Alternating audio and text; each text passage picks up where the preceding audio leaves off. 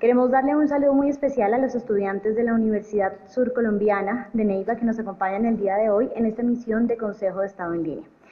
Para nosotros es un gran honor emitir una edición más de nuestro programa Consejo de Estado en Línea, la plataforma que ha puesto al alcance del ciudadano, los estudiantes y la comunidad las discusiones jurisprudenciales que más impactan el trabajo de la jurisdicción de lo contencioso administrativo. En esta emisión de Consejo de Estado en Línea nos acompaña el doctor Andrés Briceño. El doctor Briceño es profesor de Derecho Administrativo, Derecho Ambiental y miembro de los grupos de investigación en Derecho del Medio Ambiente y Derecho Civil de la Universidad Externado de Colombia. Además, el doctor Briceño se desempeña como magistrado auxiliar del Consejo de Estado. Doctor Andrés Briceño. Muchas gracias a la presidencia.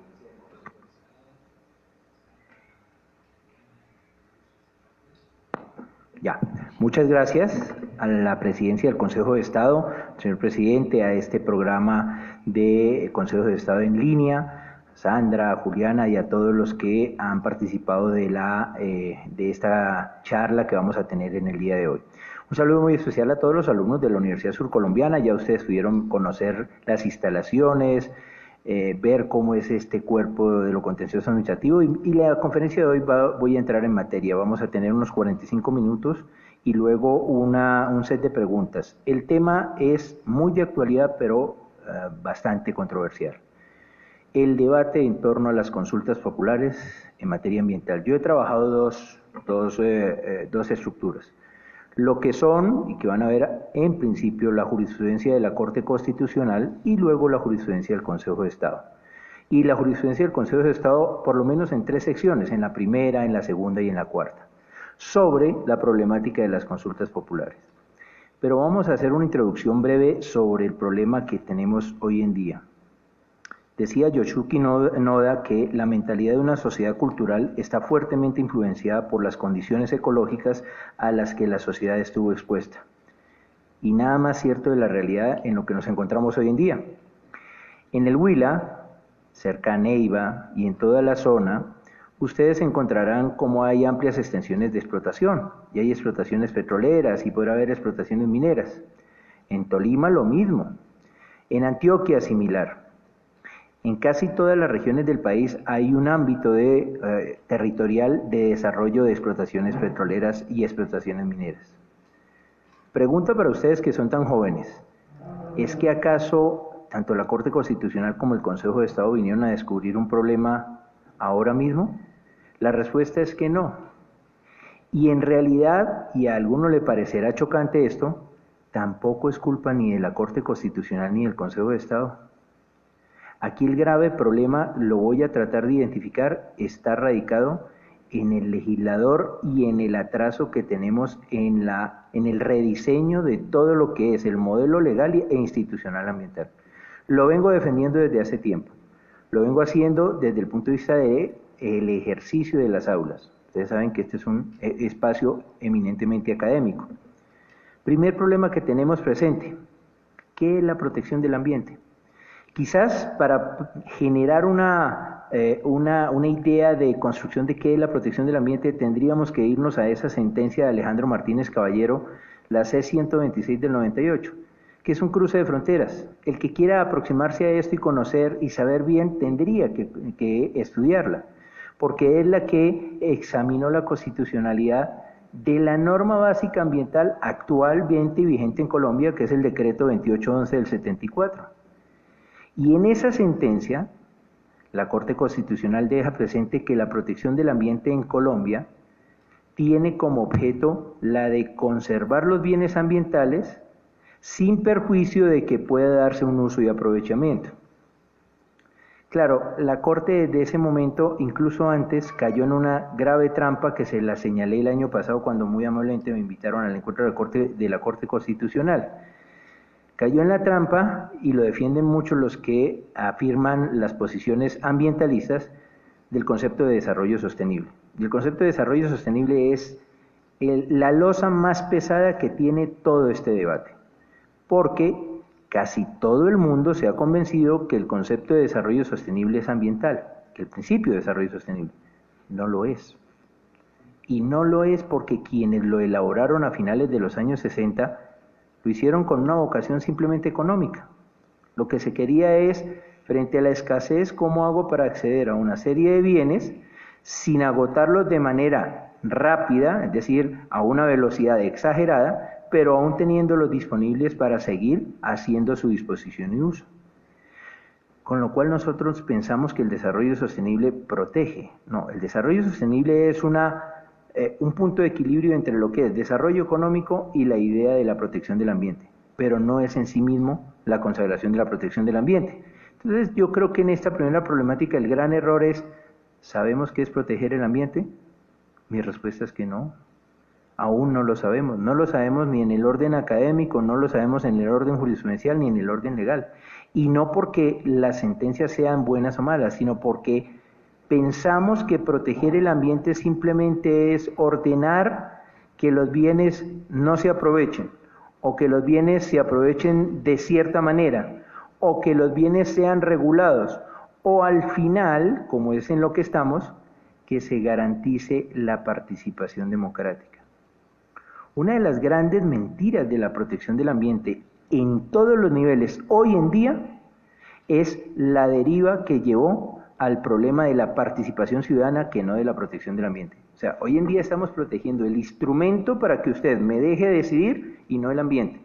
O sea, lo poco relevante, incluso esto es un mensaje muy respetuoso a los ambientalistas, hombre, no sigamos engañando al ciudadano de decirle que la idea es que usted debe tener una herramienta. No, lo esencial es proteger el ambiente, no la herramienta. La herramienta, por supuesto, que es indiscutible para poder canalizar lo que es las formas, los hábitos, las tradiciones, las concepciones culturales para proteger los recursos naturales en función de los seres humanos. Pero nada más desarraigado de la función de protección del ambiente, porque realmente lo que estamos buscando ahí es que se tenga en cuenta un instrumento más como mecanismo o no de presión que sobre la eficacia de la protección del ambiente. Y les voy a poner la evidencia en dos cosas específicas. Una está presente en la problemática que ustedes diariamente tienen en su universidad. Ustedes en su universidad, me imagino en Neiva, que tendrán depósitos o canecas de diferente tipo de residuo, ¿no? Entonces, el ordinario, el cartón, el plástico. ¿Cuál de ustedes ha comprendido el mandato constitucional del artículo 95.8, que dice el deber del ciudadano de proteger el ambiente? O sea, ¿quién? ¿Quién me puede decir aquí que lo hemos comprendido? ¿Lo hemos comprendido a la hora de ahorrar y usar eficientemente el agua? Quizás no. ¿Lo comprendemos en este preciso momento a la hora de usar y ahorrar la energía? ¿Lo comprendemos a la hora de usar nuestro vehículo? Yo les voy a decir, yo tengo un vehículo autorizado, pero no lo utilizo aquí en Bogotá. ¿Por qué? Porque creo yo que más pernicioso puede ser que yo infrinja una norma que además está afectando el medio ambiente si no estoy convencido de qué es lo que debo aportar yo. Y esto viene a una segunda o tercera cuestión del problema. Si no sabemos qué es proteger el ambiente, la protección, ¿qué es lo que busca? Y al final, en realidad, lo que buscamos es el bienestar de los ciudadanos. Es algo que está planteado, yo lo he escrito, ¿no? Evidentemente aquí no voy a hacer publicidad de lo que he escrito porque me parece también poco objetivo, pero en lo que he escrito se diagnostica, y se lo he escuchado también a ilustres magistrados, estamos centrados solamente en un ámbito de lo que se llama el antropocentrismo. La idea simplemente de proteger las esferas del ciudadano desde el punto de vista de qué es lo que yo quiero de bienestar. Entonces yo no quiero ruido, entonces no quiero un aeropuerto cerca a mi casa, no quiero olores, no quiero un relleno sanitario ahora con lo que pasó en Bucaramanga, no quiero que el agua contaminada me pueda enfermar, entonces no quiero nada. Y el mensaje que se está lanzando por este mecanismo de las consultas populares es: todo lo que no sea favorable a su bienestar, no lo permita. Bueno, si es así, entonces introspectivamente pregúntese, ¿y usted qué aporta para que usted también diga, yo tampoco quiero seguir haciendo eso? Por ejemplo, generando residuos. Yo no voy a generar residuos. Yo no voy a generar mayor desgaste o derroche de agua. yo no voy a generar mayor derroche de energía. Y esta introducción, como les digo, es indiscutiblemente necesaria hacerla porque ¿qué es lo que sabemos nosotros de proteger del ambiente? ¿Qué es lo que sabemos del alcance de la protección del ambiente? ¿Y qué es lo que buscan las comunidades? Sería el tercer nivel. Entonces, ¿qué es lo que busca la comunidad? La comunidad busca de cualquier tipo que le reconozcan como interlocutor, que le reconozcan su participación, que solo le reconozcan sus singularidades. ¿Qué es lo que busca el ciudadano día a día frente al tema ambiental? Hace unos años, cuando recién llegaba de entregar la tesis doctoral, de haberla sustentado, mi pronóstico era que esto en poco tiempo podría ser el tema más importante. La realidad de hoy en día es que lo ambiental es lo más importante, en todos los niveles, porque ya se volvió un tema que es estructural. Dos falencias para entender este problema de la participación y de la perspectiva del ciudadano. Si el problema es cómo participar, entonces preguntémosle al Estado, ¿qué hace el Estado para que yo participe? Respuesta inicial, nada. Porque el Estado, en realidad, muchas veces desorienta su vocación de vincular al ciudadano por la vía de contraponerlo, entonces lo pone en tensión y le dice, yo no lo consulto, yo no lo hago partícipe, pero luego yo lo necesito usted para que me legitime una actividad. Lo necesita usted, se vuelve imperioso para mí. Usted tiene que ir a legitimarme esa decisión administrativa, esa decisión política, e incluso se vuelve en un convalidador de toda la actividad que pueda desarrollar un sector. Pero, ¿y el Estado qué hace frente a ello? En principio nada. Y se ve desde la perspectiva de que constantemente se apela a los jueces. Son los jueces, el Constitucional y el Consejo de Estado, por vía de tutela, los que tienen que resolverle un problema que es del Estado, que es del legislador y del Ejecutivo. Que los dos tienen que llegar a una conciliación y ser como lo que son ustedes, adultos, y entender que sus problemas de adultos los tienen que resolver, pero no lo hacen.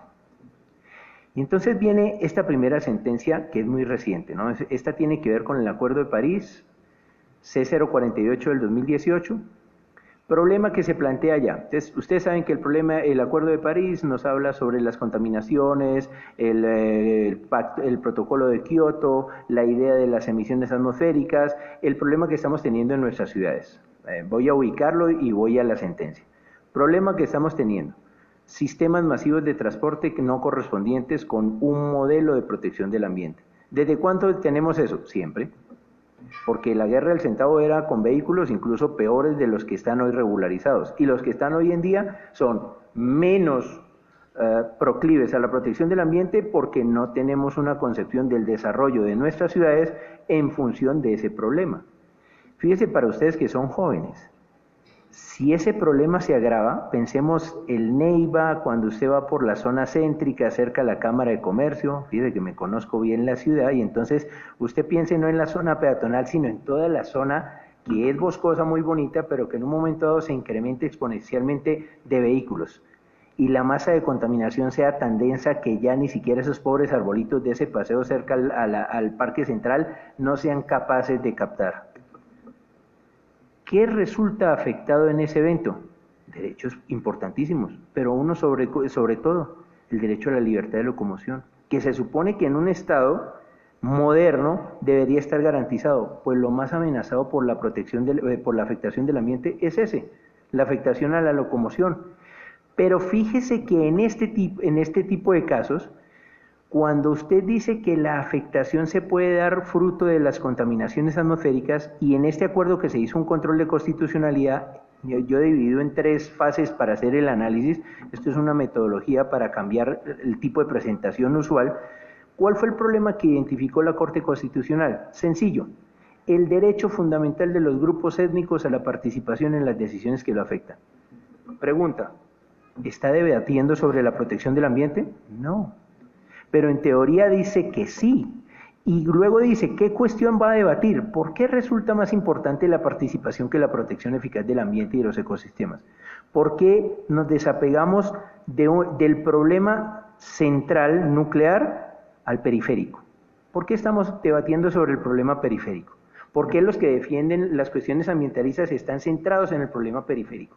¿Acaso es que el problema periférico nos va a resolver los problemas centrales? Porque en la realidad no. Y fíjese la respuesta que da la Corte, que además es totalmente alejada de mi primera pregunta sobre qué es la protección del ambiente. Y en el marco a donde vamos a llegar de las consultas populares, la Corte dice, el pluralismo étnico debe ser el objeto de especial protección y reconocimiento. Nadie lo duda. Pero ¿es que acaso estamos defendiendo un problema de pluralismo ético frente a decisiones que tienen afectación ambiental o de la afectación ambiental que es inherente a todos? Porque al final, si la contaminación atmosférica afecta a toda la comunidad en Neiva, no a los que viven en el centro, ni a los que viven cerca del aeropuerto, ni a los que viven hacia la salida a Rivera.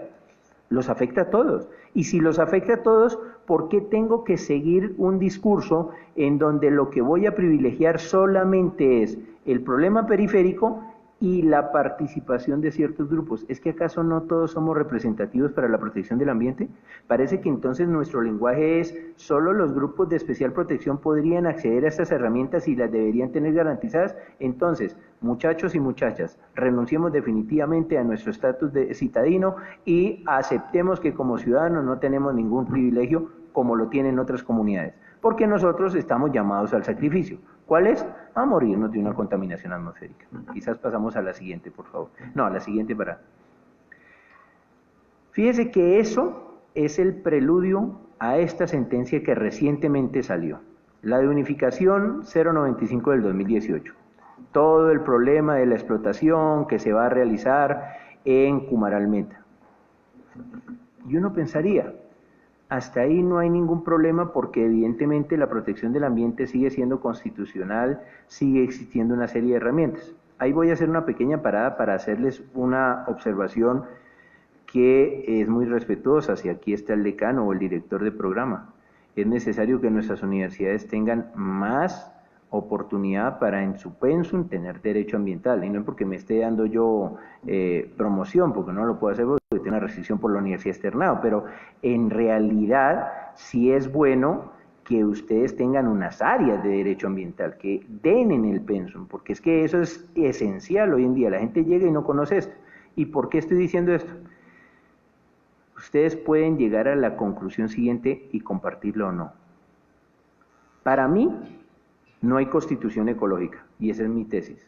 Eso es otra gran mentira que nos han querido vender. El que la defienda, lo acepto y lo respeto. Pero para mí, la constitucionalización del ambiente no ha terminado sirviendo para nada. Previo a la Constitución teníamos un sistema legal mucho más fuerte. La Ley 23 del 73, el Decreto 2811 del 74, el Decreto 1541 del 78. Las evidencias lo ponen. O sea, en sistema normativo, en protección, tengo mis dudas si llegó a ser tan eficaz. Pero se supone que cuando yo lo elevé a rango constitucional es para que no sucedieran un tipo de cosas como estas. Es decir, para que los jueces no tuvieran que estar arbitrando este tipo de situaciones. Porque el juez no es un corrector de la plana ni el legislador ni el ejecutivo. Si usted lo constitucionalizó y usted dijo artículos 8, 58, 79, 80, 81, etcétera, etcétera, entonces si usted dijo que en todos esos preceptos normativos constitucionales se iba a incorporar con una mayor fuerza la protección del ambiente, usted no tiene que exponer a la gente a esto. Y evidentemente un caso como estos tiene ese extremo, porque en el sistema previo a la Constitución nosotros teníamos una diferenciación que yo creo que normativamente puede ser correcta, pero en lo material es incorrecta. Distinción entre recursos naturales renovables y recursos naturales no renovables. Los invito, si ustedes quieren hacer este ejercicio, y se lo he planteado a varias personas, lean el artículo 39 del Decreto 2811 del 74, que habla de los recursos naturales no renovables. Es el único que se refiere, o no el único, es uno de los que se refiere a los recursos naturales no renovables. La pregunta que hay que hacer es, los que elaboraron ese código, ¿por qué pretendieron distinguir esos dos tipos de recursos? Porque es esencial para este debate, por una razón. Porque el recurso natural no renovable, entonces dentro de ellos están los recursos mineros y petroleros, en teoría quedan con un estatus jurídico diferenciado del recurso natural renovable. Y es a lo que lleva todos estos debates. Entonces, al final, también termina siendo, parece ser esa la respuesta que nos está dando la jurisprudencia, que el recurso natural no renovable, en la forma de uso y aprovechamiento, tiene prevalencia sobre el recurso natural renovable. Entonces les puedo dar un diagnóstico de esta sentencia. Con base en esta sentencia, se acabó la protección del ambiente en el artículo 79. Porque si ese es el sentido que se está dando, evidentemente perdimos la batalla. Entonces, esta sentencia me daría a mí muy buena oportunidad para decir, hombre, se los dije, entonces, ¿para qué la constitucionalización del ambiente? Pues, ¿para qué la constitucionalización si un buen día en el 2018, en agosto o septiembre, voy a llegar a esta conclusión? Y ojo, no estoy cuestionando que sea bueno o mala la sentencia, porque quizás, y esto puede chocar, yo estoy de acuerdo con la sentencia. Y estoy de acuerdo desde el punto de vista que a esto nos llevó un legislador y un ejecutivo inoperantes. O sea, un legislador y un ejecutivo que no han querido hacer nada para dilucidar los grandes problemas de la protección del ambiente. ¿Por qué? Porque el problema que se plantea aquí, a eso que estoy diciendo, tiene una proyección en la institucionalidad. Uno de los grandes problemas que quizás vamos a ver en la parte ya motivacional de esta sentencia es las competencias de quienes pueden ordenar los recursos naturales, renovables o no renovables. En teoría en los renovables estaría como clara la cosa, más lejos de la realidad. Esto es un discurso que ordinariamente vivo diciendo y lo vivo reiterando. Un gran problema que tenemos es que la jurisprudencia constitucional nos tiene que ofrecer en algún momento dado una unificación o una clarificación a las sentencias C894 del 2003, C462 del 2008, C554 del 2007, C035 del 2016, todas ellas en donde la Corte mantiene vivo un principio absolutamente cuestionable de la Ley 99 del 93, en el artículo 63, que es el principio de rigor subsidiario. Porque contrario a lo que está diciendo esta sentencia aquí, en materia ambiental, el principio de rigor subsidiario haría inoperativa esta sentencia. Porque en materia ambiental no hay coordinación. Si no hay coordinación en materia ambiental, ¿qué pretende usted que haya entre aquellos recursos naturales no renovables frente a los que deben proteger los recursos naturales renovables? ¿Cómo quiere hacerlo? Entonces, a mí me llama la atención esta sentencia. Problema que identifica esta sentencia. Dice por allá, la definición de competencias para el uso y aprovechamiento de los recursos naturales no renovables. Entonces, la definición de competencias. ¿Quién es el que puede definir cómo va a ser su uso y aprovechamiento? La teoría básica, y entonces en la definición de bienes públicos, esos son bienes de la nación, la definición la hace el Estado central, y el Estado central es el único que puede arbitrar cómo le va a dar el uso, goce y disfrute de esto. Sí, pero no pases todavía. A este problema tenemos que la Corte Constitucional en el 2014 y en el 2015, sentencias C123 del 2014 y sentencias la 415 del 2015, si no estoy mal, la Corte Constitucional, al decidir en esos casos problemas relacionados con ordenamiento del territorio y actividades mineras, trató de reequilibrar algo que ni la Constitución ni la ley ha podido hacerlo. Es decir, el desbalance en las competencias entre el orden central y el orden territorial cuando se opone ordenamiento territorial y aprovechamiento minero. Pero por supuesto que ese no es un problema para resolver por el juez. El juez no es el que tiene que decir cómo debería reequilibrarse o restablecerse el balanceo para que pudiera haber una sinergia entre todos los niveles del orden administrativo a la hora de tomar las decisiones. La Corte opta por una solución y dice, hombre, cuando se trate el ordenamiento territorial, y esa es una tesis que sigue aquí la sección cuarta, cuando se trate de ordenamiento territorial, usted debe tener en cuenta al municipio. Eso no lo dice en ninguna parte de la legislación, ni lo dice en la Constitución expresamente, pero eso es un vacío, una zona gris que llevó a un problema. Como no se decía, entonces eso se articuló con una estrategia política, no sé si buena o mala. El político de turno, independientemente de su ideología, articuló eso como una herramienta para decirle a la comunidad, si autorizamos eso, usted se muere. No lo autoricemos. Entonces, vamos a refugiarnos en una herramienta que se llama la consulta popular y vamos a mandarle el mensaje a la gente de que si usted autoriza eso, se muere. No, pero es que eso no debe ser así. No debemos tampoco emplear las herramientas ni desde el punto de vista político ni ideológico para tratar de engañar al ciudadano con un problema que es de mucho más calado y que no simplemente se resuelve como le gustan a los medios de comunicación, sin ofenderlos, de sacar titulares y decir es que la consulta popular prohibió. No, esto es un problema de mayor calado, es un problema de mayor envergadura, es un problema en el que nosotros estamos jugándonos prácticamente el principio democrático que está establecido en la Constitución. Porque el que ese señor alcalde, sin perjuicio de cuál sea su ideología, le diga al ciudadano, no permita hacer esa actividad porque puede ser lesiva para su vida y a nosotros nos tienen que permitir intervenir ahí, es sencillamente buscar distorsionar el problema de fondo que sí que es cierto, debe empoderarlos a ellos frente a este tipo de actividades, pero no debe empoderarlo por la vía de que el juez se lo conceda o no se lo conceda, sino por la vía como lo está haciendo esta sentencia de que el legislador defina cómo va a ser el tipo de intervención, de qué manera la va a poder hacer, qué es lo que deberá tener en cuenta tanto el Estado como el operador que se propone para desarrollar la actividad, cuáles son las exigencias mínimas en ese instrumento que se vaya a implementar, porque a propósito de eso, y para los que defienden, nuevamente me dirijo a los que son ambientalistas porque luego me imagino cómo me van a caer rayos y centellas, pero los voy a aceptar.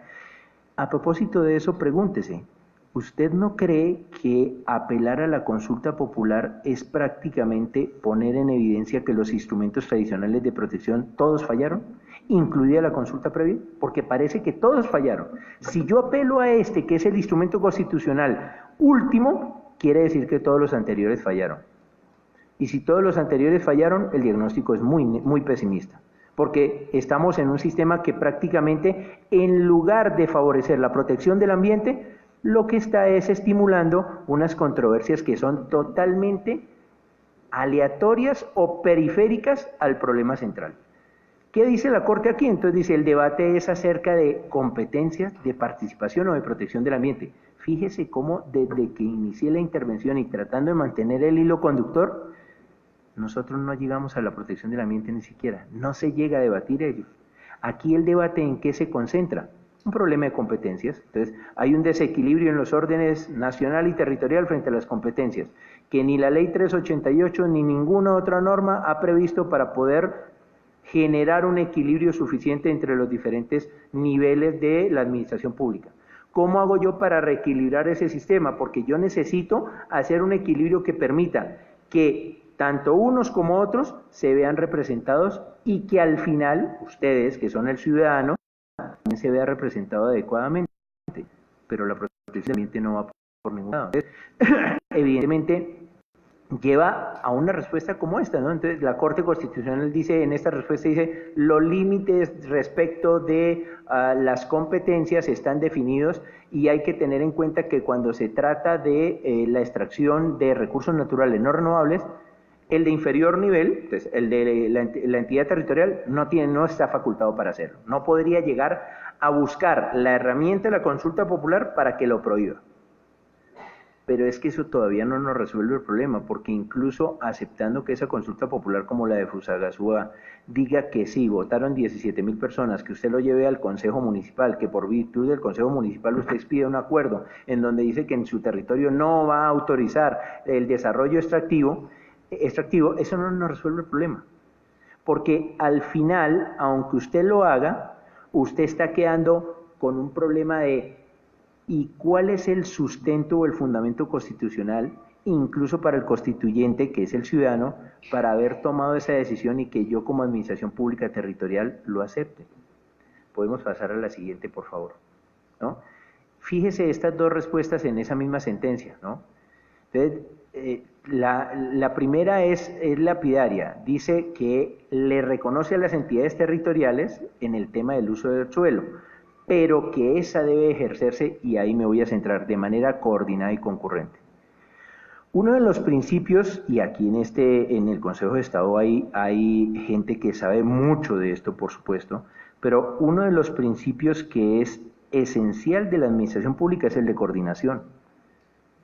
En materia de aprovechamiento de recursos naturales y de recursos naturales no renovables, como lo que está consagrado en la Ley 685 del 2001 y eso, lo usual en Colombia es la falta de coordinación. Es decir, hablar de la coordinación sería para promover aquí una tesis doctoral. Aquí hay gente en el Consejo de Estado, magistrados auxiliares, que han hecho sobre coordinación y sería interesante que leyeran sobre ello. ¿Qué es lo que se busca? La coordinación, pero es que no ha existido, porque primero las entidades territoriales afirman su autonomía, artículos 310, 313 y siguientes. Entonces, su autonomía en ordenarse, en decir cómo van a organizar su territorio, en definir cómo lo van a hacer. No olviden que esto de coordinación y de carácter concurrente, esta corporación en el 2013 lo puso en evidencia en un caso de aquí de Bogotá, el caso Cerros Orientales, la sentencia de 5 de noviembre del 2013.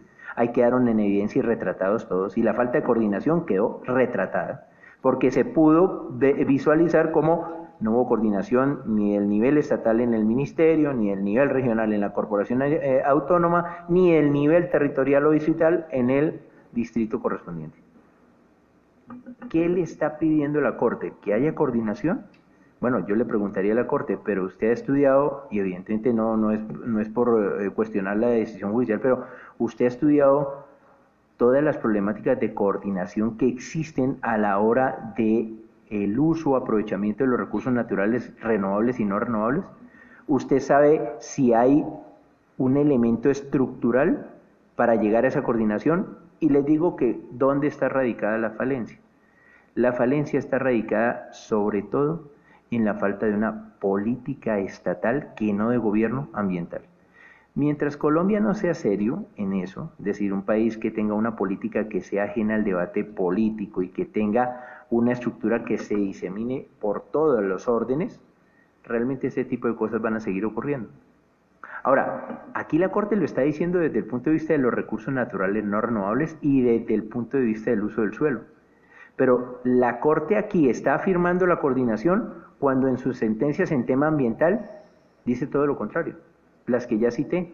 Entonces, afirma el principio de rigor subsidiario y reconoce una autonomía a las corporaciones autónomas. Ustedes tienen una corporación allá, que son como virreinatos, ¿no? Entonces, han hecho su tarea, porque yo no los voy a juzgar, pero entonces, usted, ¿cuál de las dos tesis va a manejar? Hablando de tesis jurisprudenciales. La tesis que está manejando aquí de la coordinación en un ámbito de uso del suelo, recurso natural renovable, pero que tiene que ver con la protección del ambiente, o la otra tesis. ¿Cuál de las dos tesis va a mantener? Porque entonces habría que preguntarle a la Corte, ¿por cuál de las dos tesis se va a optar? Porque evidentemente esto nos va a crear un problema añadido. Si aquí voy a exigir la coordinación, ¿cómo hago para exigirla en lo ambiental? Bueno, entonces vamos cambiando la jurisprudencia, si es posible, ¿no? No soy yo nadie para pedir ni a la Corte ni a nadie que cambie la jurisprudencia, pero entonces ¿sobre qué tesis se va a hacer? Y evidentemente el problema está centrado solo en lo competencial. O sea, el problema de la protección del ambiente al final que la gente está invocando, entonces ese alcalde, pensemos que de buena fe, aunque su ideología pueda ser otra, entonces ese alcalde que llega ya a decir vamos a defender el medio ambiente y vamos a promover una consulta popular, lo está haciendo desde el punto de vista de que al carecer de unas competencias y como a él no lo toman en consideración, entonces la última alternativa que tiene es irse al instrumento constitucional de la consulta popular para tratar de blindar o resguardar la protección de su comunidad frente a la explotación indiscriminada de los recursos naturales no renovables, que luego va a afectar cursos de agua superficial, subterránea, va a afectar flora, fauna, va a afectar la vida de los ciudadanos. Si eso es así, ¿dónde queda la protección del ambiente? Porque al final, que es el veneno que traía la pregunta examinada por el tribunal del Meta, el problema era, déjeme a mí participar como entidad territorial y ya luego veremos si se protege o no el ambiente. O sea, al final es un reparto de competencias solo, es un problema solo de reparto. ¿Se podría simplificar de esa manera? Si es así, no tiene nada que ver con la protección del ambiente. Luego yo diría, esta es una sentencia que no consideraría para la protección del ambiente. La consideraría muy bien para otros ámbitos en el ejercicio y la explotación de los recursos naturales, pero no sé si para la protección del ambiente. Y viene la paradoja en la siguiente respuesta, cuando dice, la Constitución garantiza a todos el derecho a participar en la toma de decisiones, sobre todo cuando en el territorio se afecte por la explotación de los recursos naturales no renovables. Evidentemente la Corte no está sacando un derecho que existe de manera nominada, pero si ese derecho existe, entonces surge una nueva pregunta. ¿Es que acaso es mucho más importante el derecho a la participación que el derecho al ambiente? Entonces, si es así, volvemos a la respuesta. Entonces, ¿para qué, al cuestionamiento, para qué constitucionalizar el ambiente? ¿Para qué decir que en el 79, derecho al ambiente sano? Si usted está llegando a una conclusión, y esto está textual del comunicado número 40, si usted está llegando a la conclusión de que el derecho fundamental es a la participación en las decisiones que le afecten. Entonces, mañana ustedes, muchachos, pueden decir, los que viven cerca del aeropuerto de Neiva, que tanto ruido genera, entonces, mañana no quiero tener un aeropuerto ahí. Y como no lo quiero tener porque hay una perturbación, yo voy a ejercer no el derecho al ambiente sano, sino el derecho a que no me consultaron, a que no me tuvieron en cuenta para la adopción de la decisión. Eso es válido, pero ¿qué tiene que ver con la protección del ambiente? Porque usted al final no está protegiendo el ambiente, usted está hablando es de derechos que surgen a partir del derecho a la protección del ambiente y que solo están instrumentalizando. Nos está volviendo esto un debate más procedimental o instrumentalizado que un debate esencial. Entonces estamos perdiendo la perspectiva, incluso los que se llaman defensores de esto. Creo que si pasamos a la siguiente, por favor, no, a la siguiente. La siguiente. La siguiente, por favor. La siguiente es por tiempo. Y a ese caso se opone otro en donde la cuestión es mucho más delicada. El famoso caso Cerro Matoso. Este no es el que tumbó la indemnización, sino el que quedó en la primera parte. Y este caso Cerro Matoso lo traigo yo por una cuestión paradójica. Una actividad que la autorizan muchos años atrás y que durante 30, 37 años viene desarrollándose. Y la Corte le dice a día de hoy a las autoridades, es que usted tiene que tomar en cuenta al ciudadano. O sea, nos dimos cuenta hasta ahora, porque han transcurrido 37 años, y está ordenando, después de haber sido autorizada y de haber tenido todos los instrumentos en teoría regulatorios o de protección, le está ordenando que surta una consulta para saber de qué manera esas comunidades, sobre todo indígenas, se han afectado. ¿Por qué he traído este caso? Para ponerles en evidencia a los que sean más resistentes a esto, que incluso este caso les pone en evidencia que el problema de las herramientas de participación lleva décadas, que no nos los están descubriendo ahorita, que el problema no es la consulta popular. Yo hago una pregunta, entonces debieron haber surtido una consulta popular hace muchos años, porque esta actividad está licenciada desde 1981. Y si en 1981 la licenciaron, por lo menos cuando se constitucionalizó este asunto, a partir de 1991, todas las oportunidades estaban presentes. ¿Y por qué no se exigió en este caso particular? ¿O es que acaso ahora solamente surgió para los casos que generan mayor controversia? No, este genera controversia porque si ustedes se dan cuenta, aquí hay un universo que está señalado en la prueba de esta sentencia de más de 20.000, 30.000 personas que pudieron resultar afectadas. Entonces, uno dice, ¿el problema es el instrumento de participación? Porque seguimos sin proteger el ambiente. Entonces, volvemos al problema. Entonces, un problema ahí, como lo dice, problema identificado, está dividido en varios. Un problema de actividad económica, protección del ambiente, comunidades, participación, daño ambiental, ¿no? Entonces, uno diría, ¿basta con una tutela tardía para proteger eficazmente el ambiente y compensarlo? Esa es la pregunta clave para esta sentencia, y ese debería ser los ejercicios a practicar en un modelo de caso, profesor, porque daría para hacer muchos ejercicios. Entonces, una tutela tardía a mí me va a rescatar lo que ya de manera evidente y clara, de manera ostensible, ya produjo una afectación, pero sobre todo me va a relegitimar lo que no fue legitimado. Me va a buscar una legitimación tardía para tratar de que siga obrando la actividad. Vuelvo a decir, ¿en dónde nos estamos centrando? Nadie pone en cuestión que la participación ciudadana, que el principio democrático, que la idea de Estado social de derecho son esenciales en un modelo de protección, sobre todo del ambiente y de los recursos naturales, pero no puede ser desde la perspectiva de querer pensar que todo se resuelve a partir de unos instrumentos, consulta previa, consulta popular, que en su momento no han sido operativos, han sido insuficientes o se utilizan como última ratio. Creo que pasamos ya para finalizar, pasemos por favor de la sentencia. Mire la postura del Consejo de Estado. Conclusión que saco de la Corte Constitucional: la Corte Constitucional ha decidido lo que tenía en su momento. La Corte Constitucional ha tomado las decisiones con base en una configuración constitucional que no es propia de una constitución ecológica, con una definición de desarrollo sostenible que ninguno de nosotros hemos entendido porque no es un principio ambiental, pero aún más, ha decidido para tratar de reequilibrar algo cuya responsabilidad está en el legislador y en el ejecutivo, no en el juez necesariamente.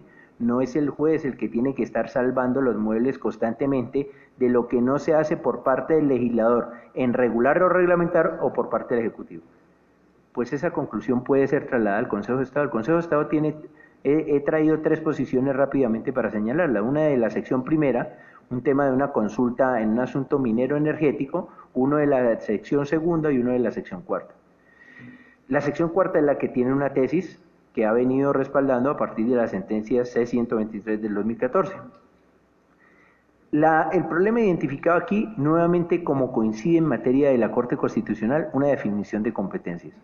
Pero si es una definición de competencias, ¿dónde queda la protección del ambiente? Porque en todo este trasfondo, cuando el ambientalista o la comunidad o el alcalde o el líder va y le traslada esto al periodista, al comunicador social, se lo da en clave de protección del ambiente. No, a ver, empecemos a ser serios que ya somos maduros, empecemos a ser gente o sociedad que hemos evolucionado y empecemos a entender que las cosas no se le puede dar un nombre que no lo tiene porque usted no lo está encaminando a ello.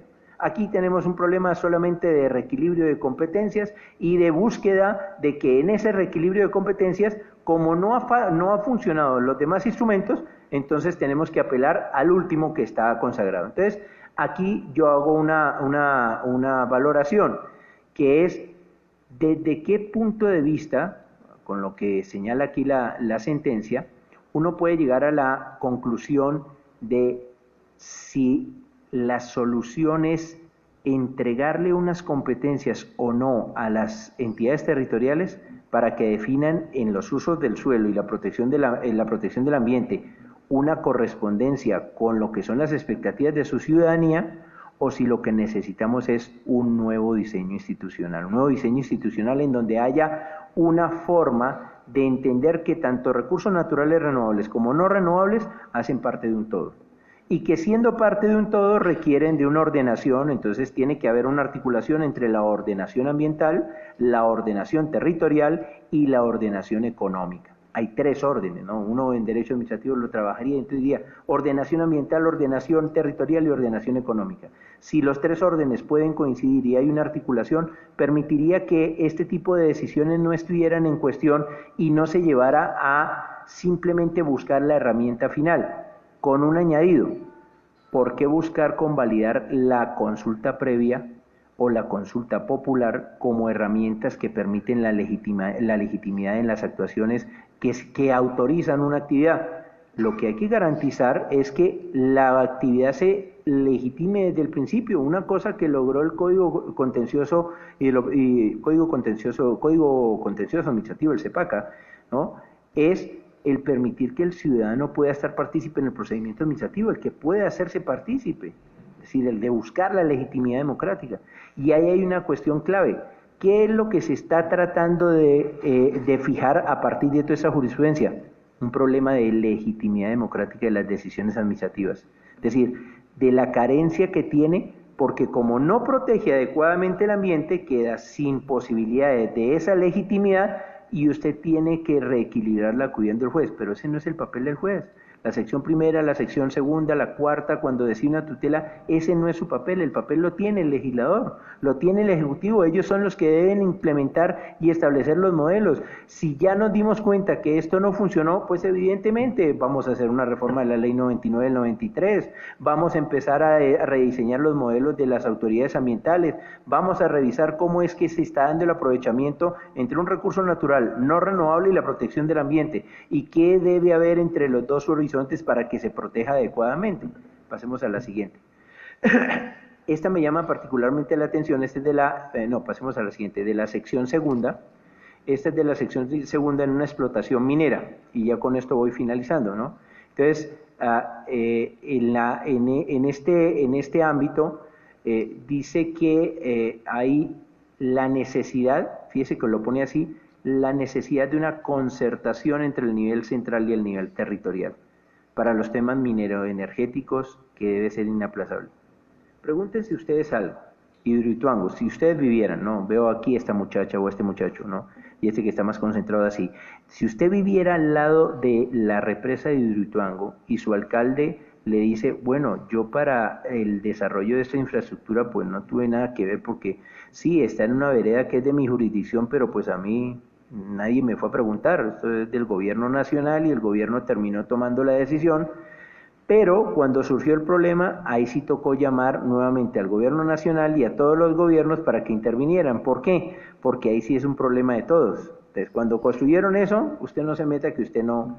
Entonces, es un problema simplemente de concertación de competencias, es un problema simplemente de que el resultado que se busca es venderle al ciudadano de como yo no tengo las competencias y no lo puedo defender a usted, los que van a venir ahorita de alcaldes, de candidatos a alcaldía o gobernación, entonces yo no tengo esa competencia ni esas facultades, como no las tengo, y ese es un problema que se los voy a decir que está desde la misma concepción de la Constitución del 91, como yo no tengo esas competencias, tenemos que apelar a otras herramientas. Entonces, la presión social, la presión mediática, los ciudadanos preocupados, la consulta popular. Y tengo que apelar como último recurso. ¿Y por qué tengo que apelar como último recurso a eso? Y si no funciona, nos vamos al juez. Porque el juez seguramente, como es proclive a la tutela del ambiente, y como yo se la voy a vender que es tutela del ambiente, él me va a dar la protección. Pero si usted no quiere proteger el ambiente, usted lo que quiere proteger es que le den concurso frente a sus demandas, quizás sí estas contenidas en una protección del ambiente, pero que sean propias a un problema competencial. ¿Bastaría con una simple concertación? Y finalizo. La sección cuarta, en esta sentencia que es de este año, 15 de agosto del 2018, que está retomando una de abril del 2018, una de abril que es muy famosa, trae sobre todo una serie de elementos, está un poco borroso porque sé que quedó, pero trae una serie de elementos de esa sentencia de 5 de abril del 2018, donde dice, mire, debe entenderse que hay unas competencias compartidas y es necesaria la coordinación. Si eso no es posible, entonces habrá una primacía de la decisión de la entidad territorial por virtud del principio de subsidiariedad, que también está mal aplicado en mi concepto.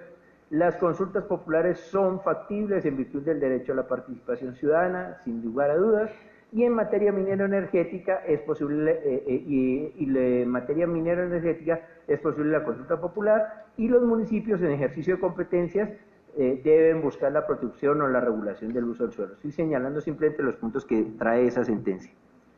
De todos ellos, para hacer un cierre, las preguntas que surgen son 5 por lo menos, así como elementos.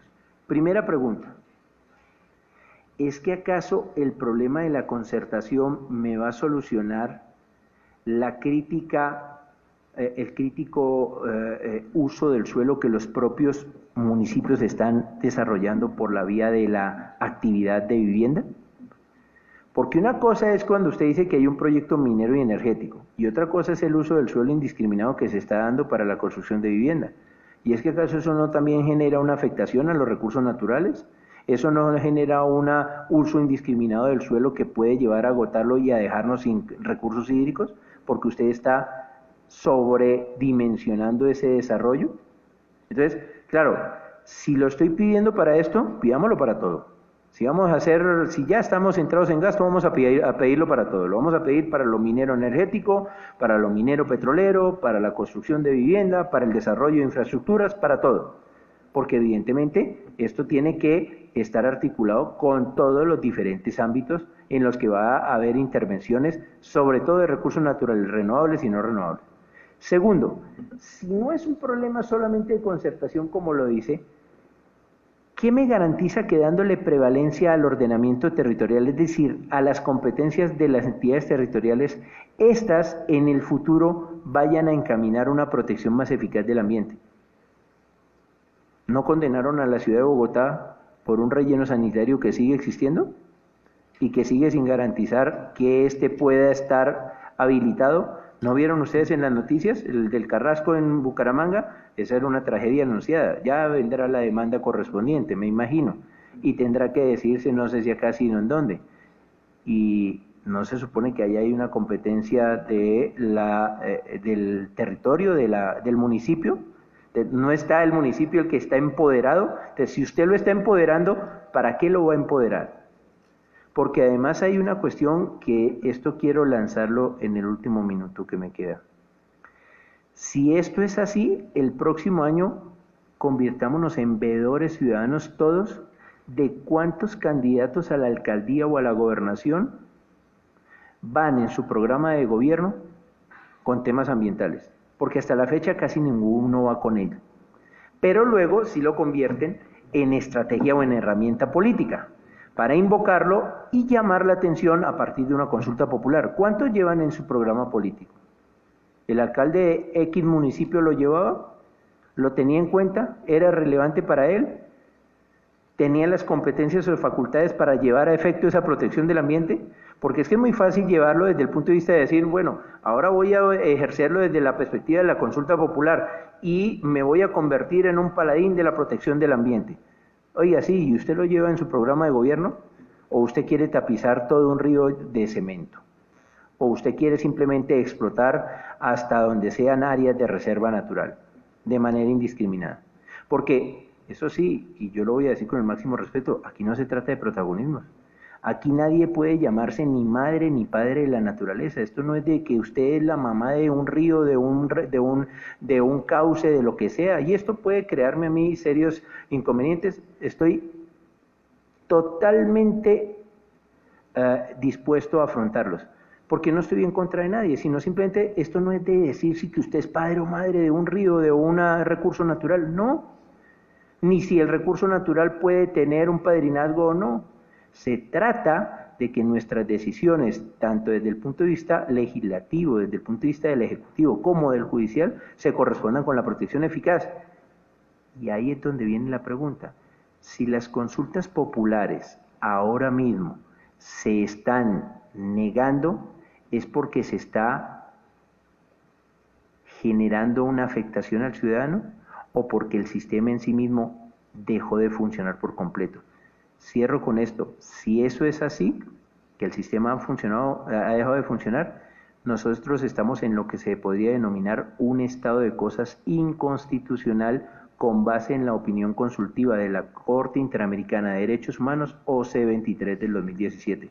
Porque si ustedes cogen esa opinión consultiva y la cruzan con lo que estamos viviendo a partir de todas estas sentencias, que estoy de acuerdo con ellas y que lo único que están haciendo es tratar de reequilibrar un modelo que está falente, el problema es del modelo, el problema es del Estado que está seriamente en cuestión y que está en un estado de cosas inconvencional respecto a la protección del ambiente. Muchas gracias.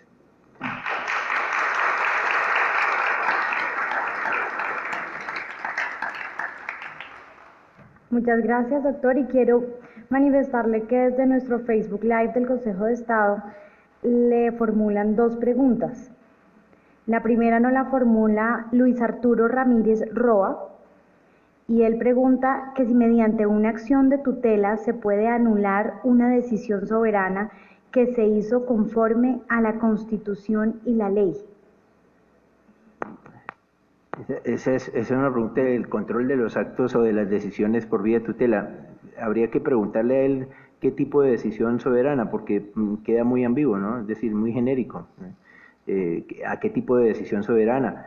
Lo que le puedo decir es que la acción de tutela, si la ve en el decreto 2591, no tiene una vocación de un control de constitucionalidad. Es más, se ha cuestionado si por la vía de la acción de tutela usted puede hacer un control de legalidad de los actos, ¿no? O sea, eso uno lo tiene claramente y en eso no se va a deslizar ni se va, ¿no? Pues quizás puede ser una pregunta estilo preparatorio, vamos a ver cómo lo corchamos al hombre, pero evidentemente no, porque yo no voy a entrar en un debate, no. no soy ingenuo. O sea, usted tiene que saberse el sistema y sabiendo el sistema usted sabe cómo va a orientar la respuesta, más siendo esto en un escenario académico. Entonces, la acción de tutela, ¿cómo ha sido concebida en todos los sistemas? No es un control de constitucionalidad ni directo, no es un control de legalidad, pero además tendría un serio reparo, y puede estar bien orientada la pregunta si estuviera en un tema de estos, es si por virtud de esa acción de tutela yo después puedo dejar en suspenso el desarrollo de actividades, o sea, ya no poner en cuestión la legalidad del acto, sino la ejecución del acto. Yo no lo dije aquí porque sería para otro tema, pero es lo que ha hecho, por ejemplo, la sentencia C035 del 2016. La sentencia C035 del 2016 declaró una constitucionalidad de 2 planes de desarrollo, pero su parte resolutiva deja en suspendo la eficacia de unos actos administrativos que fueron otorgados, que fueron expedidos respecto de los páramos. La pregunta ahí es, ¿puede esa acción de inconstitucionalidad tener tal vocación de llegar a afectar el fundamento legal en el que se sustentan todos y cada uno de estos actos administrativos? Doctor.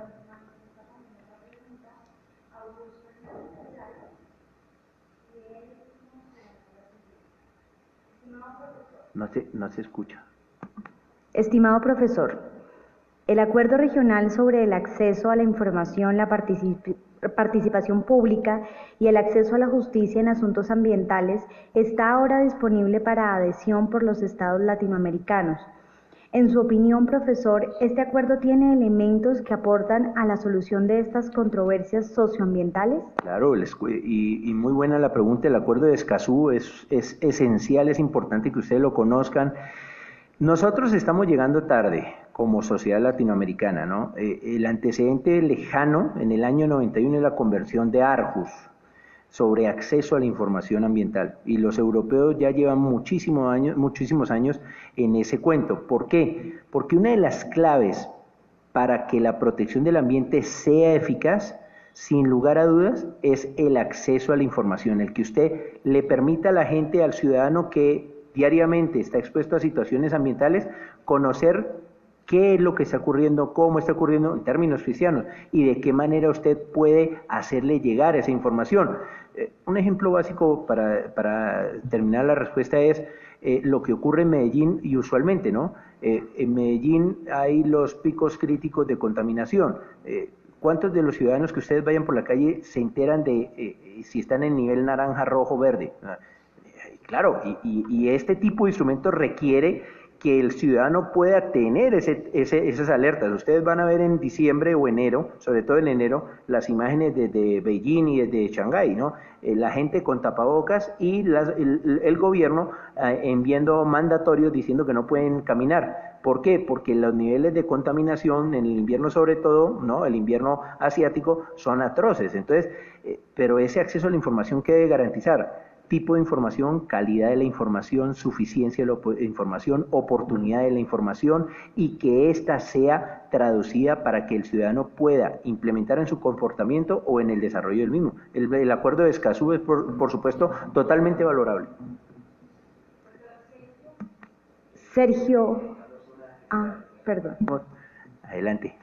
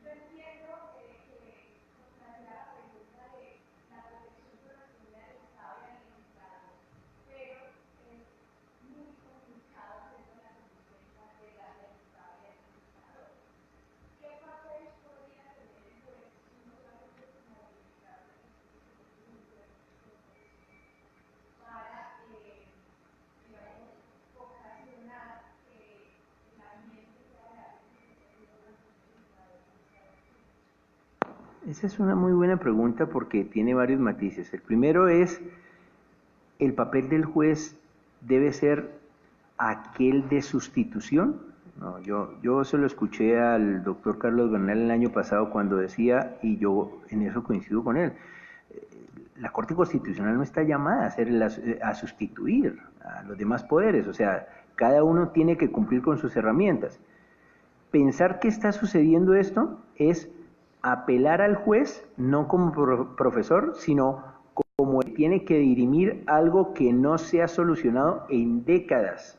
El legislador ha dejado eso ahí y no le ha querido parar bolas y los gobiernos no le ha llamado la atención. Entonces, claro, pensar que lo ambiental es una cenicienta es gravísimo, porque entonces, ¿cuál fue el objeto de constitucionalizar esto? Entonces, la respuesta se le daría, si fue la cenicienta, es mejor que en la próxima Asamblea Nacional Constituyente que realicen o modificación de la Constitución, sencillamente lo que hagan es cambiar toda la película y sacar la protección del ambiente. La Constitución de 1886 no la traía, y fíjese que teníamos un sistema legal ambiental.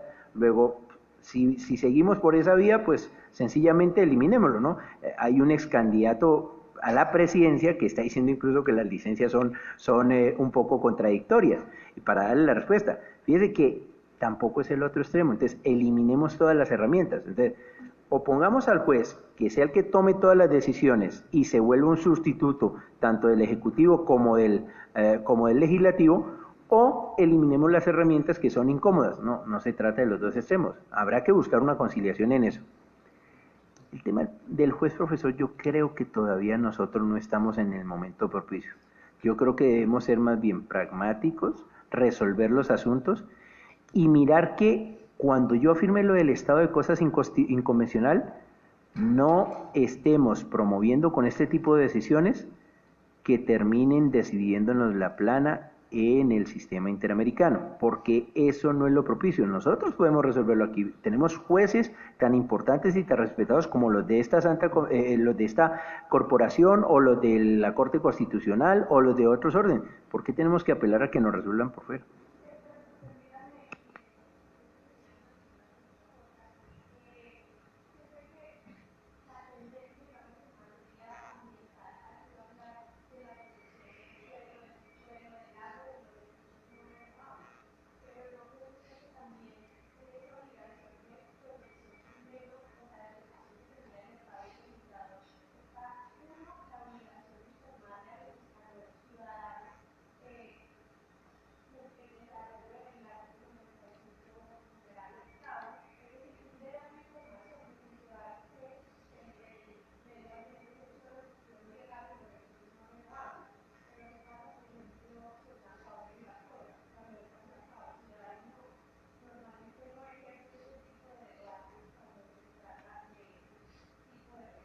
No, y le voy a decir una cosa, hay dos casos muy lindos de la Corte Constitucional, de dos personas que utilizan fauna, es fauna protegida, y la utilizan con el objetivo de tratamientos para personas en estado de salud cuadraplégico, esto, ¿no?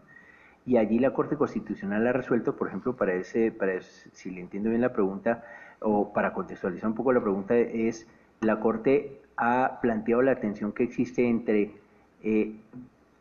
la forma en que yo puedo disponer de ese ser vivo y la manera en que puede corresponderse con una afectación o una protección a mí. ¿Por qué nos reducimos a esos elementos que usted está diciendo? Porque la visión que tenemos de los bienes ambientales es una visión de uso, es una visión prebíblica. Si usted va a los griegos, eso, o más atrás, es una visión que siempre hemos tenido, que son objetos, son cosas. Es más, el sistema legal los asume así.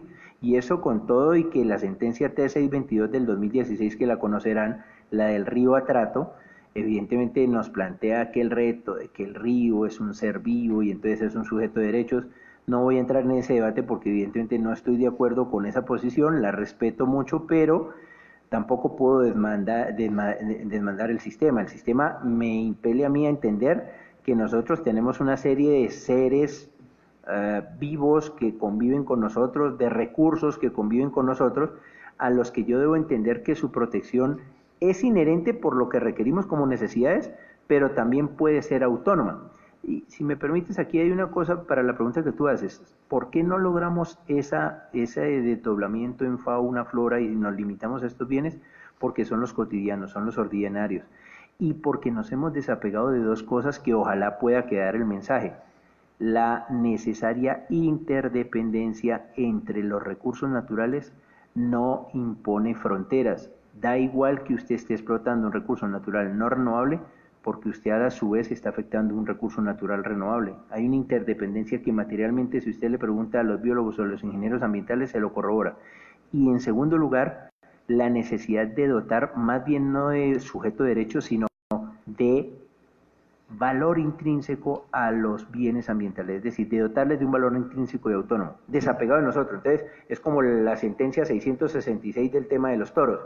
Entonces, depende cómo lo veas. Si yo veo que a mí me gustan los toros, entonces yo digo, no, eso es una tradición histórico-cultural. Si usted es enemigo de los toros, usted dice, eso es una suerte de tortura, una suerte de afectación al animal. Sin lugar a dudas, las dos tesis pueden ponderarse, pero lo que no puede hacerse es desconocerse que esos son seres vivos, que siendo seres vivos tienen unos valores intrínsecos que ni siquiera he llegado yo a valorar de manera autónoma. O sea, siempre lo valoro, entonces por eso traje el ejemplo de las dos loritas que estaba diciendo con las personas con discapacidad. Las loritas no estaban siendo valoradas en su protección como seres que autónomamente podrían ser objeto de protección, sino por su destinación o por su ámbito de protección. Al final quedan sin su valor autónomo e intrínseco. Bueno, nos formulan otra pregunta desde nuestro Facebook Live. Sergio Alejandro Fernández Parra. Cuando no sea posible poner de acuerdo la voluntad del municipio y de la nación, ¿quién debe prevalecer? ¿La titularidad de la nación de los recursos naturales no renovables o la competencia de los municipios de organizar el territorio? La solución está en las sentencias, ustedes las han podido ver, es una buena pregunta, pero Sergio, mira, la solución que se está dando es que en este momento, según la SU 095, los municipios no pueden incidir en ámbitos de decisión de la nación. La paradoja es la sentencia de 5 de abril de 2018 de la sección cuarta, que la ratifica de agosto del 2018, donde dice que en cualquier caso siempre, cuando no haya concertación, habrá prevalencia de la autoridad municipal.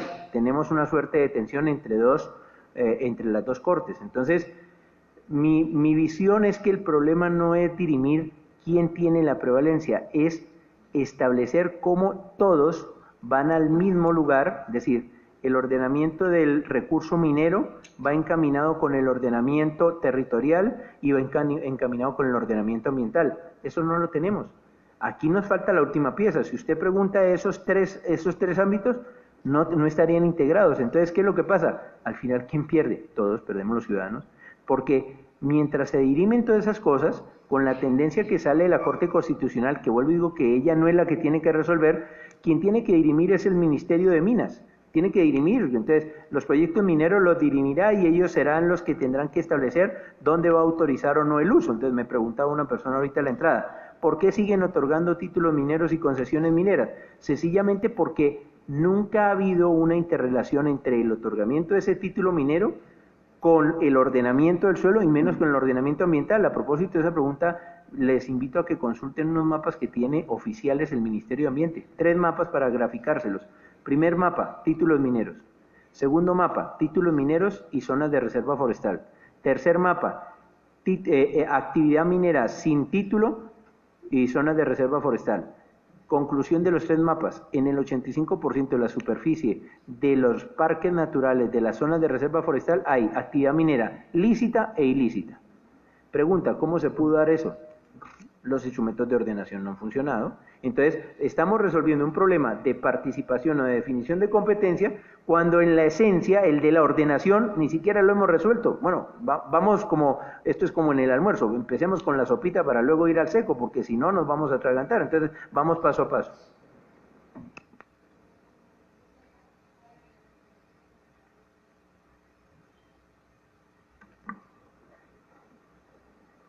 Bueno, muy buenos días. Muchas gracias al Consejo de Estado, al doctor Briceño, por este espacio. Mi nombre es Rodrigo Negrete Montes. Yo he venido apoyando procesos de consulta popular a lo largo del país.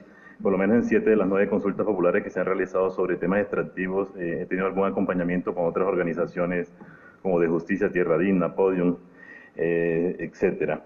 Doctor Briceño, yo creo que hay varios aspectos en los que por supuesto tenemos coincidencia con usted, las personas que venimos defendiendo este mecanismo de participación. Y creo que de por medio, cuando usted plantea los asuntos que están inmersos allí en el tema de las consultas populares, yo me atrevería a decir que hay por lo menos 4, no solamente el tema de las competencias nación, digamos, entes territoriales, sino yo creo que sí está de por medio el tema de los derechos de la naturaleza, el tema de la protección ambiental. Las comunidades locales tienen claridad de la importancia de la naturaleza, al margen que tengan que efectivamente recomponer algunas formas de producción, pero también están conscientes de que la participación es un derecho fundamental que está previsto desde el artículo 1 de la Constitución Política, pero además también está por medio, por supuesto, el tema del egocentrismo. O sea, ellos también quieren que se respeten sus propias formas de vida, no que les impongan decisiones desde el nivel central que los desplacen y los hagan cambiar. Quieren seguir siendo caficultores, ganaderos, seguir cultivando golupas, seguir siendo pescadores. O sea, el tema de Hidroituango es un ejemplo típico de eso. No que les impongan decisiones desde el centro, que se imponen, como dice la Corte, en la periferia y les cambien su forma de vida, incluso generándole desplazamiento. Entonces, esa defensa de sus propias formas de vida, de la naturaleza, también de la autonomía territorial, ha llevado a que se genere una tensión que la Corte claramente ha identificado y también el Consejo de Estado. La tensión nación, República Unitaria, Gobierno Nacional, porque además hemos reducido el alcance del Estado y también hemos reducido el alcance de la nación, solamente la nación al Gobierno Nacional, y ahí nos quedamos. Entonces demandamos a la nación Gobierno Nacional, o a la nación Ministerio de Ambiente, o a la nación Ministerio de Minas. Entonces toda la nación se convirtió ya no en un concepto sociológico, sino en un concepto jurídico reduccionista, donde la nación solamente es el Gobierno Nacional. Y de acuerdo entonces con la propiedad sobre el subsuelo, los recursos naturales no renovables, que es en cabeza del Estado, ¿cierto? Ya cambió la Constitución en el año 91, y el municipio es el núcleo esencial del Estado, y por eso la Corte claramente señaló en la sentencia C-123 que la nación, Gobierno Nacional, no podía tomar decisiones sobre el subsuelo desconociendo la competencia estatal, y por eso dijo, tiene que llegar a acuerdos. Usted no puede seguir otorgando títulos mineros sin acordar con el municipio esa titulación minera, supuesto que no se ha cumplido porque se requiere una ley. Año 2014, sentencia C-123. Pero bueno, muy rápido. Pero fíjate una cosa ahí, Rodrigo, eso que dices corrobora algo que yo vine a exponer acá, que es que al final quien tiene que resolver esto no es necesariamente el juez, es el legislador. Es decir, todas las recetas que está dando la misma Corte Constitucional y el mismo Consejo de Estado, no es que el juez sea el que resuelva eso, lo tiene que resolver el legislador, por una razón además. Nosotros ahora mismo, yo utilizo este término, estamos en un ámbito de disfuncionalidad institucional, tanto en el orden ambiental como en el orden del aprovechamiento de estos recursos naturales no renovables, que lleva a que organizaciones como la que tú participas, encomiablemente, por supuesto que ustedes están en la defensa en la que perfectamente yo puedo decir que tengo coincidencia con ustedes. Lo que pasa es que no podemos forzar herramientas que no están diseñadas para eso, porque para eso están todas las anteriores. Entonces, el gran problema aquí es la C-123 del 2014 debió dar una enseñanza. ¿Cuál? Que el legislador tenía un tiempo perentorio para reequilibrar un problema que estaba pronto a estallar. No lo hizo, estamos 4 años después, 2018, teniendo una sentencia que entra en cierta tensión con la misma C-123, habrá que hacerle un análisis muy riguroso cuando salga ya la parte motivacional, en donde seguramente las dos van a entrar en una confrontación, porque la segunda está diciendo que en cualquier caso, los recursos naturales no renovables, en el comunicado 040, tendrán que ser decididos y no podrá generarse ningún tipo de prohibición por parte de los entes territoriales. Pero ¿por qué tiene que estar debatiendo el juez ese tipo de cuestiones cuando es el legislador, que tú lo acabas de decir, el que tiene que reequilibrar eso? Mire, hace tiempo, y yo creo que contigo coincidimos en alguna ocasión, hace tiempo, y creo que fue en Ibagué, Rodrigo, eso fue con la Corte Constitucional, hace tiempo, Rodrigo, que está faltando eso. Y se lo digo, nosotros en el 2000, eso fue como el 2015-2016 en Ibagué, 2014, no estaban protestando por la colosa y no teníamos ya el diagnóstico que el problema grave era que sencillamente necesitábamos definir claramente algo que no quedó ni en la Constitución ni en la ley. Infortunadamente eso el Constituyente del 91 no lo terminó de resolver. Y entonces, apelar a interpretaciones que todas son respetables, pero luego son cuestionables, porque para ustedes, por ejemplo, la actual posición constitucional puede crear una serie de complejidades frente a la C-123 y frente a todas las anteriores. Pero ¿por qué apelamos a eso si la solución está en el sistema legal que tenemos que reforzarlo, mejorarlo? Un diagnóstico que está claro, por ejemplo, es la necesidad de aclarar cuáles son los órdenes, ¿no? El elemento de ordenación o los instrumentos de ordenación y los instrumentos de planeación para que puedan estar integrados. ¿Qué hace hoy en día un alcalde? Un alcalde cuando tiene su POT se lo manda a la corporación autónoma. ¿Para qué? Para que le dé un concepto, ¿no? Y le da el concepto y ya está. Y uno no preguntaría, ¿para qué sirvió el concepto que dieron de varios planes de ordenamiento territorial si salió la sentencia de 5 de noviembre del 2013 aquí? Que tú la conoces, la de Cerros. ¿Para qué sirvió? Para que ponga en evidencia el Consejo de Estado algo que todos veíamos diario, que dejaron hacer un pocotón de cosas en un área que no se podía. Hombre, pero por favor, es que eso no lo tiene que hacer el juez. Y te lo digo que coincido contigo en eso, pero lo acabas de señalar. Entonces, el problema es del juez.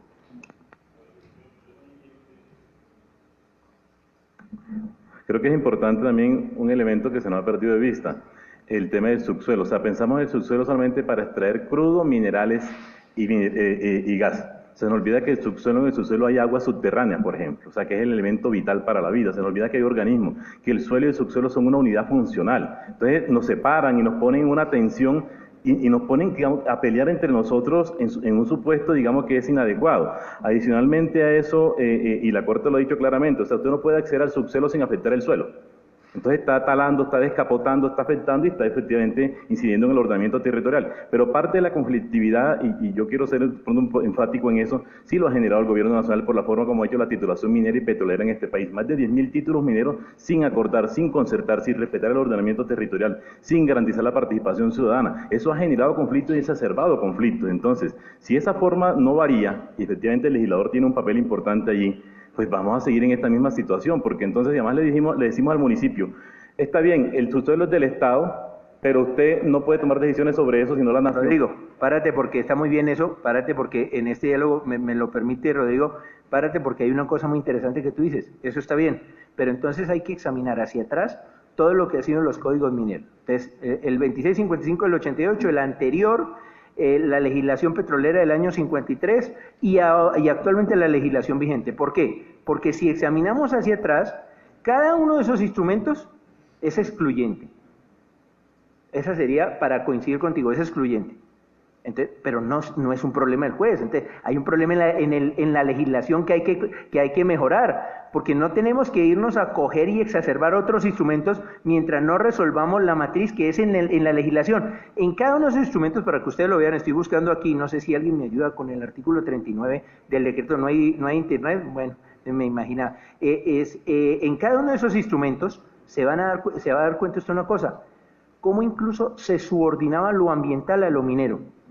Había una subordinación de lo ambiental a lo minero, que daría una primaria respuesta a tu exposición, que tiene mucho reconocimiento, de decir que no fueron considerados con consulta. ¿Por qué? Porque se subordinaba, hombre, lo ambiental a lo minero. Estaba subordinado, entonces prácticamente lo ambiental era más un requisito de, oiga, venga, cúmplalo. ¿Sabe dónde se pone en evidencia eso? La sentencia de Cerro Matoso, la T-733, léanla. Entonces, ¿cómo es posible que en el año 81, Rodrigo, hasta el año 91, ahí no hubo ningún tipo de concertación? Claro, ¿y había herramientas para hacer concertación? En mi opinión sí, el decreto 2811 lo preveía, pero nunca se utilizaron. Y luego desde el año 91, ¿cómo es posible que hay como 4 o 5 modificaciones de esa licencia? Y en ninguna de ellas hay un proceso de... No. De hecho, ni siquiera hay licencia ambiental.